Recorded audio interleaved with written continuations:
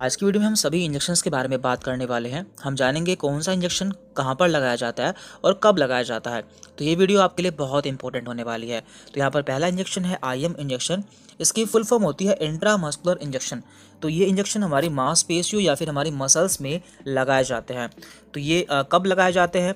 तो जब भी किसी को कोई एंटीबायोटिक लगवानी होती है या वैक्सीन लगवानी होती है या फिर हार्मोन्स की इंजेक्शन लगवाने होते हैं, तो ऐसी कंडीशन में इंट्रामस्कुलर इंजेक्शन लगाए जाते हैं। तो आपने देखा होगा कि कोविड के टाइम पर जो वैक्सीन थी वो हमारी मसल्स में या फिर हमारी शोल्डर रीजन में लगाई जाती थी। इसी तरह से बहुत सी एंटीबायोटिक हैं जैसे कि पेनिसिलिन, तो ये भी हमारे मसल्स में लगाया जाता है। और जितने भी हार्मोन्स होते हैं वो सभी हमारे मसल्स में लगाए जाते हैं, जैसे कि टेस्टोस्टेरोन। तो IM इंजेक्शन दो जगह पर लगाए जाते हैं। पहला है यहाँ पर डेल्टॉइड रीजन। तो हमारे कंधे में या फिर हमारे शोल्डर में एक रीजन पाया जाता है जिसे कि हम डेल्टॉइड रीजन कहते हैं। तो इस जगह पर IM इंजेक्शन लगाया जाता है। और दूसरा है हमारा ग्लूटियल रीजन, जो कि इस जगह पर पाया जाता है। तो यहाँ पर इस जगह पर इंजेक्शन लगाया जाता है। इसके बाद यहाँ पर दूसरा इंजेक्शन है IV या फिर इंट्रावेनस इंजेक्शन। वेनस मीन्स होता है वेन, यानी कि जो इंजेक्शन हमारी नस में लगाया जाता है उसे हम IV इंजेक्शन कहते हैं। इसके एग्जाम्पल है IV फ्लूइड, यानी कि जो भी आपको बोतल चढ़ती हैं वो सभी आपकी नसों में लगाई जाती हैं, जैसे कि डिहाइड्रेशन के लिए या फिर इलेक्ट्रोलाइट्स के लिए। इसके अलावा पेन किलर यानी कि दर्द को कम करने के लिए जो इंजेक्शन लगाए जाते हैं वो हमारी वेन में लगाए जाते हैं। और कुछ एंटीबायोटिक भी हमारी वेन में दिए जाते हैं। तो ये सभी IV फ्लूइड है जिनके बारे में आप जानते हैं, ये सभी आपकी नस में लगाए जाते हैं। तो जब भी किसी को कोई कमजोरी होती है या फिर और कोई प्रॉब्लम होती है, ऐसी कंडीशन में उसकी नस में IV फ्लूइड लगाया जाता है।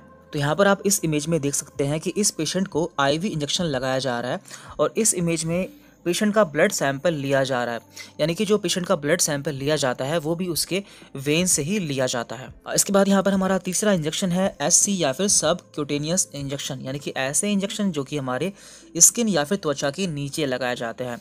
इसके एग्जाम्पल है इंसुलिन एंड हिपेरिन। तो यहाँ पर ये हमारी त्वचा की लेयर है, सबसे ऊपर हमारी स्किन पाई जाती है, उसके नीचे यहाँ पर सब क्यूटेनियस टिश्यू पाया जाता है। तो स्किन के नीचे जो ये टिश्यू पाया जाता है, इसमें इंजेक्शन जो लगाया जाता है उसे हम सब क्यूटेनियस इंजेक्शन कहते हैं। तो इस डायग्राम में आप देख सकते हैं ये जो महिला है ये अपने पेट में इंसुलिन का इंजेक्शन लगा रही है। तो ये सब क्यूटेनियस इंजेक्शन है जो कि पेट में इस तरह से लगाया जाता है या फिर स्किन के नीचे लगाया जाता है। इसके बाद यहाँ पर है IN या फिर इंट्राडर्मल इंजेक्शन, यानी कि ऐसे इंजेक्शन जो कि स्किन में एपिडर्मिस के नीचे लगाए जाते हैं। इसका एग्जाम्पल है एलर्जी टेस्ट, यानी कि जितने भी एलर्जी टेस्ट किए जाते हैं वो सभी हमारे स्किन में किए जाते हैं, जैसे कि TB का टेस्ट। तो यहाँ पर आप इमेज में देख सकते हैं ये जो इंजेक्शन है ये इंट्राडर्मल इंजेक्शन है जो कि हमारे स्किन में ही लगाया जाता है। ये इस तरह से लगाया जाता है और इससे किसी भी एलर्जी का पता लगाया जाता है या फिर किसी मेडिसिन की टेस्टिंग की जाती है। तो यहाँ पर आप देख सकते हैं यहाँ पर TB की टेस्टिंग की गई है। तो TB का इन्फेक्शन हो जाने पर इस तरह से यहाँ पर स्वेलिंग दिखने को मिल जाती है। और यहाँ पर हमारा लास्ट इंजेक्शन है IO या फिर इंट्राओसियस इंजेक्शन, जो कि बोन मैरो में लगाया जाता है।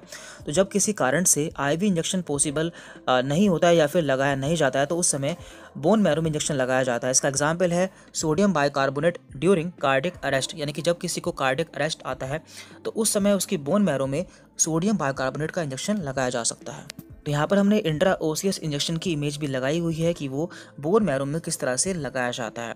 तो यहाँ पर लगभग हमने सभी इंजेक्शन के बारे में बात कर ली है।